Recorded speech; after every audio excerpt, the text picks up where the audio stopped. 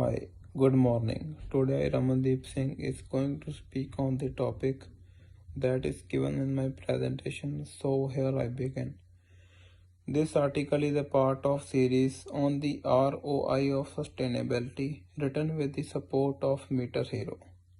It was only 20 years ago that consumers were protesting outside Nike stores and news stories were casting Nike in the role of villain amid child labor and sweatshop allegations. It's hard to believe, given the steady stream of corporate social responsibility accolades the company has racked up in last 10 years, that Nike was facing boycotts and public ire throughout the 90s.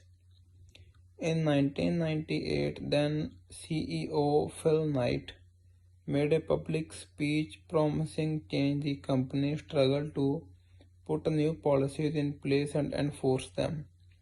In 2005, Nike was the first company in its industry to demonstrate transparency when it published a complete list of its contract factories. In the same year, it also published its first version of a CSR report detailing pay scale and working conditions in its factories and admitting continued problems.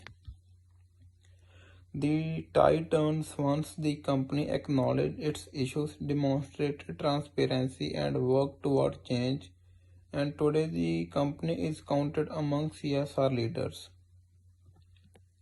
The business case turning PR woes into brand value. In its latest CSR report 2012 to 2013, Nike demonstrates its evolved worldview.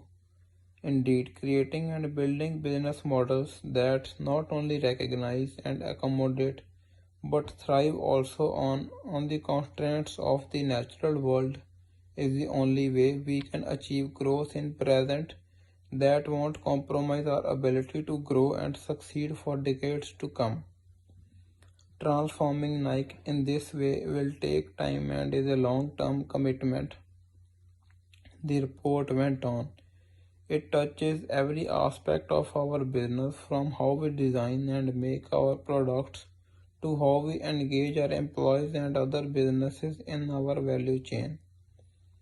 We ask difficult questions of ourselves, our business model, and our industry. Rather than working to avoid only known risks, we work to understand where risks and opportunities may emerge as well, what's needed to address them, and enable new forms of innovation to take hold. At the end of fiscal year 2013, the report counted over a million workers in 785 contract factories and a total of 2.5 million people across Nike's value chain. The companies implemented policies supporting workers, demanded through contractors and suppliers meet them, and conducted third-party audits. The intentional moves toward change proved successful. In 2013, auditors found violations in 16% of factories from 29% in 2012. Excessive overtime went down to 55 from 116 in 2012, and 93% of factories reported no incidences, up from 87% in 2012. After the tragic Rana Plaza factory collapse, the poor working conditions still found in the garment industry were brought under international. By then, Nike CSR-led Hannah Jones was already advocating against manufacturing in Bangladesh and had been doing so for years, but the tug of war over mandating good working conditions and the need to cut costs drove Jones and her colleagues to visit Lyric, a 10-year Nike supplier. The working conditions Jones described to the Wall Street Journal were so appalling, Nike cut ties with the company afterward, shortly before the Rana Plaza disaster. Nike also worked with its contract facilities to improve its human resources and implement lean practices.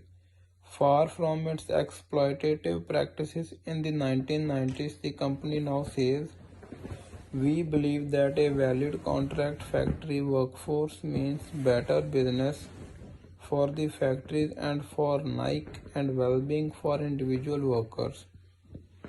Factories that value their workers can build a skilled, productive, and engaged workforce. Improving the supply chain, focus on water." In addition to continuing to work on improving conditions for workers, Nike is innovating in its materials development and management to address the impact of climate change on the supply chain and reduce its environmental impact. One area of concentration is water conservation. Nike made this statement to Triple Pundit.